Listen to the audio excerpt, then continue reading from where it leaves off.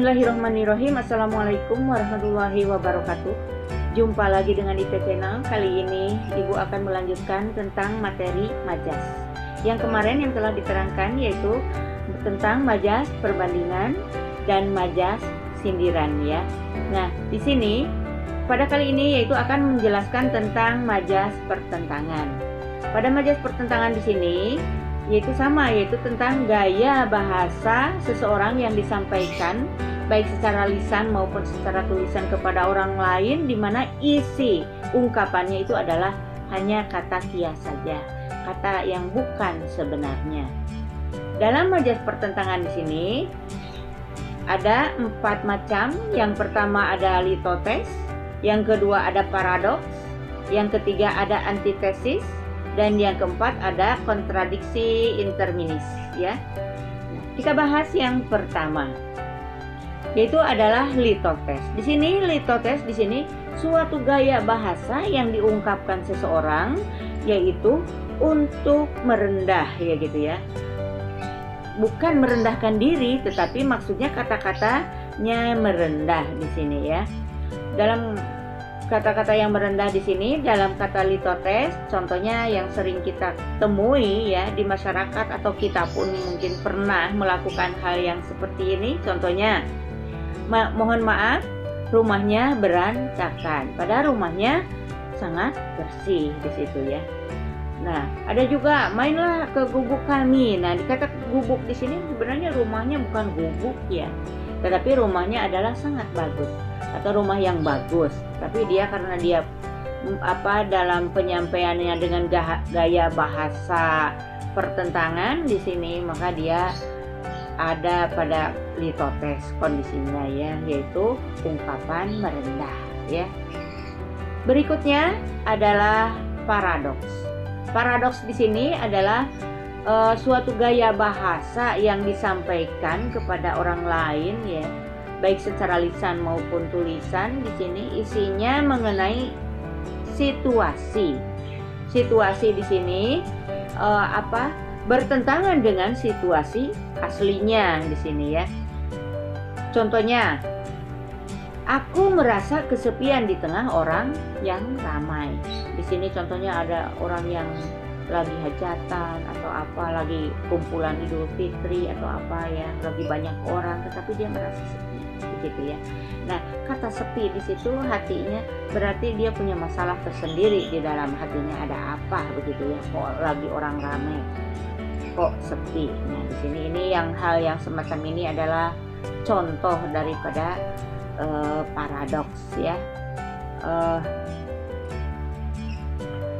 Ada juga contoh yang lain, contohnya di tengah kericuhan orang-orang yang sedang sibuknya, dia terasa diam dan damai ya. Nah, kata diam dan damai di sini dia seolah-olah orang lain lagi ricuh, lagi sibuk, lagi gimana begitu, tapi dia tenang saja ya, seolah-olah tidak punya masalah apa-apa begitu ya. Nah, orang yang seperti ini adalah maksudnya adalah contoh dari paradoks ya. Berikutnya adalah ada antitesis. Nah, antitesis di sini adalah gaya bahasa yang disampaikan di sini. Dalam gaya bahasa ini contohnya adalah pasangan kata yang berlawanan atau berlawanan arti ya, pasangan kata yang berlawanan arti. Jadi dalam gaya bahasa yang disampaikannya dalam antitesis di sini adalah gaya bahasa yang berbeda gitu ya, tetapi dipasangkan menjadi satu. Jadi kata satu dengan kata yang lain itu yang berbeda itu disatukan sehingga menjadi pasangan kata, dimana pasangan kata ini berbeda antara kata yang satu dengan kata yang lain maknanya kalau dipisah begitu ya. Nah, di sini pasangan kata di sini adalah contohnya kaya miskin, muda tua atau tua muda ya, yang sering dibicarakan laki-laki perempuan, itu adalah contoh dari antitesis. Contoh dari antitesis di sini contohnya tua muda sibuk menyambut hari raya. Nah, di sini kata tua muda di sini adalah contoh dari antitesis. Yang berikutnya adalah ada contohnya. Di hadapan tua, kaya atau miskin sama saja. Yang menentukan adalah amal perbuatannya. Nah, kaya, miskin di sini adalah contoh dari antitesis, ya.